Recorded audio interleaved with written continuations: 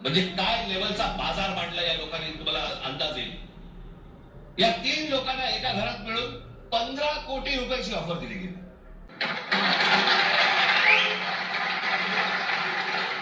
5 कोटीची ऑफर झालेली गोष्ट नाकारणारी. हे विकले जातात.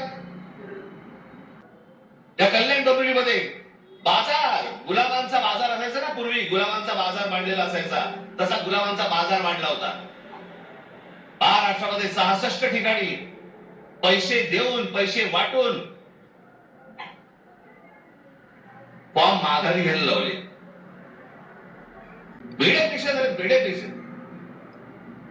काय त्या सोलापूरला एखादा खून झाला आमच्या माणसाचा.